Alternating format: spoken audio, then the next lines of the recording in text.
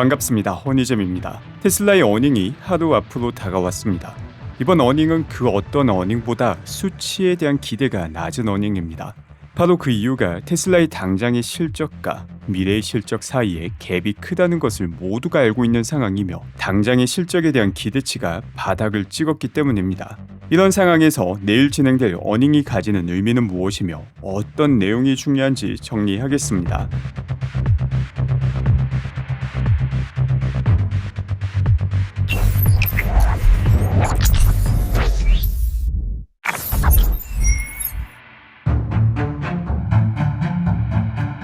내일 어닝의 경우 한국 시간 기준 실적 발표는 새벽 5시 5분 내외에 진행이 됩니다. 그리고 이후 아침 6시 30분 내외에 어닝콜이 진행되게 됩니다.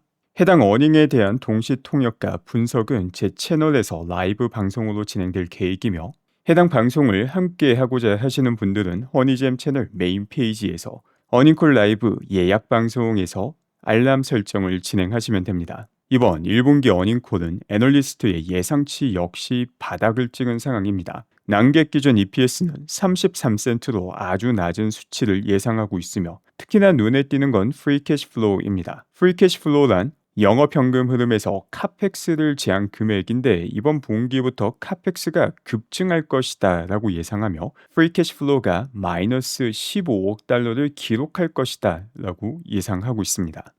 지금까지 테슬라의 카펙스를 보게 되면 매분기 약 20억 달러 내외를 기록하였습니다. 카펙스 같은 경우 회계상 비용으로 처리가 되는 게 아니라 자산으로 처리가 됩니다. 다만 실제 현금은 먼저 나가기 때문에 그 자산을 마련하기 위해서 회사가 사용한 돈이 얼마인지를 기록하는 게 카펙스이며 미래를 위한 투자가 카펙스가 됩니다.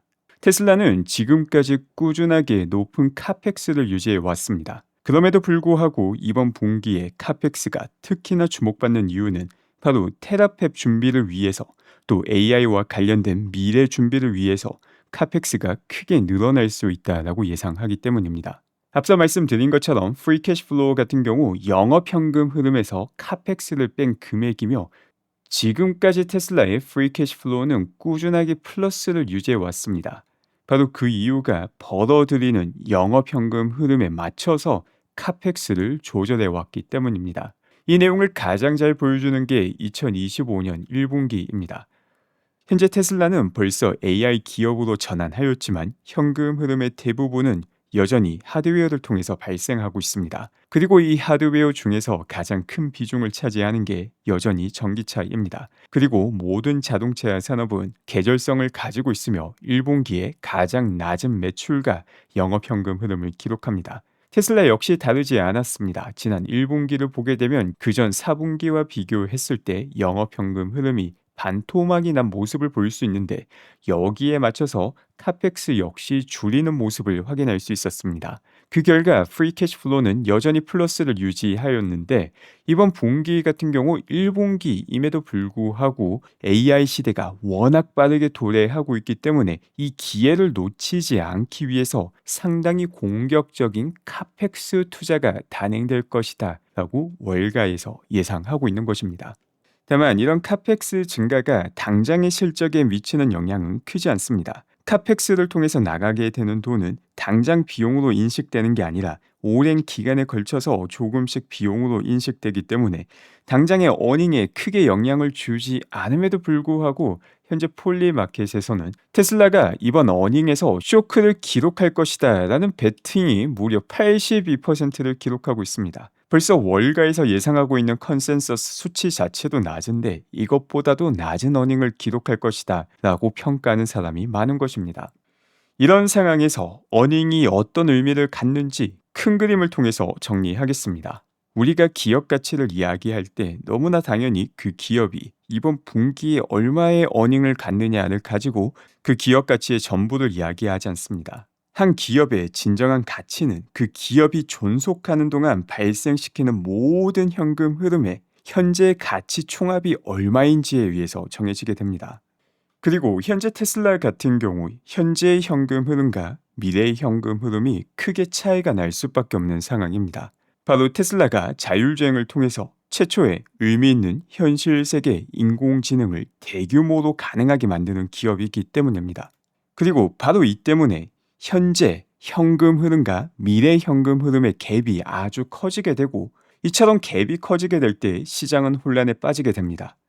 정말 테슬라의 미래 현금 흐름이 커질까? 이건 불확실하다. 아직까지 일어나지 않은 일이기 때문에 여기에 대해서 디스카운트를 해야 된다. 라는 게 시장의 반응이 됩니다. 그리고 바로 이 내용이 핵심인데, 시장이 테슬라의 미래, 자율주행의 미래를 불확실하다라고 평가할 때 테슬라가 나아가는 방향과 그 기술 평가를 통해서 이게 불확실한 게 아니라 확실하다라고 생각을 하게 된다면 바로 이 차이가 알파 수익률이 되게 됩니다.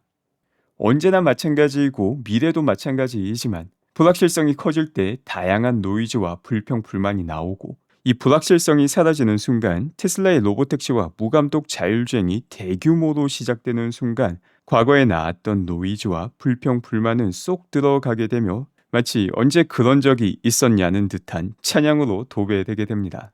이처럼 시장은 항상 조울증 환자처럼 분위기가 극적으로 올라갔다가 극적으로 내려가는 일을 반복합니다. 그렇기 때문에 중요한 것은 시장의 분위기를 따라가는 것이 아니라 시장이 불확실하다라고 평가하는 내용이 정말 불확실한 것인지, 아니면 사실 정해진 미래인데 이를 불확실하다라고 평가하며 디스카운트하고 있는 것인지, 여기에 집중할 필요가 있습니다. 기업 가치 자체는 지금 당장의 현금 흐름과 미래 모든 현금 흐름을 현재 가치로 환산하는 것이지만, 이 중 당장의 현금 흐름 같은 경우 현재가로 할인할 필요도 없고 미래 얼마의 현금 흐름이 발생할지 추정 자체도 필요가 없기 때문에 전체 기업 가치에서 상대적으로 더 큰 비중을 차지하게 됩니다. 그리고 어닝을 통해서 이 현재 현금 흐름을 확인할 수 있게 됩니다. 다만 어닝과 기업의 주가 변화는 단순하게 어닝이 서프라이즈냐 혹은 쇼크냐로 결정되지는 않습니다. 앞서 살펴본 것처럼 전체 기업 가치 안에는 지금 당장의 어닝과 미래의 현금 흐름 총합이 포함되어 있기도 하며, 또 우리가 앞서 살펴본 것처럼 애널리스트의 컨센서스라고 나오는 수치 자체가 시장의 예상 수치와는 차이가 나기 때문이기도 합니다. 특정 기업의 어닝이 애널리스트의 컨센서스보다 높다 하더라도 주가가 빠지는 경우가 있고, 애널리스트의 컨센서스보다 낮다 하더라도 주가가 오르는 경우가 종종 발생합니다. 바로 그 이유가 어닝 안에는 이번 분기의 실적뿐만 아니라 미래의 현금 흐름에 대한 힌트를 포함하는 내용이 많이 들어가 있는데, 이 미래에 대한 힌트가 훨씬 더 긍정적이라면 지금 당장의 어닝이 조금 낮다 하더라도 주가는 긍정적으로 반응할 수 있기 때문입니다. 또한 동시에 애널리스트의 컨센서스라는 것 자체가 시장의 예상 수치를 애널리스트끼리 최대한 노력해서 확인해 보고자 하는 근사치인 거지, 실제 시장의 예상치와는 차이가 나기 때문이기도 합니다.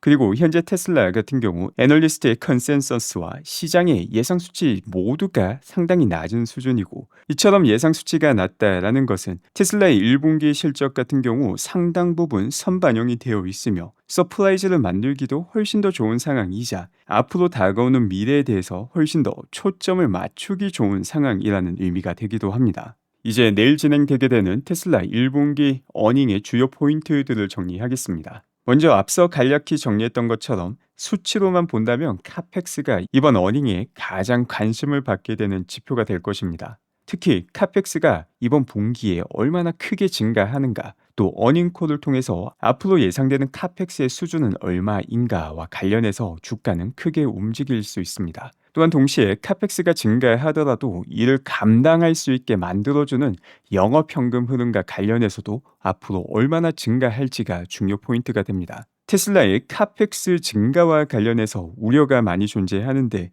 사실 카펙스 자체는 결코 좋지 않은 개념이 아닙니다.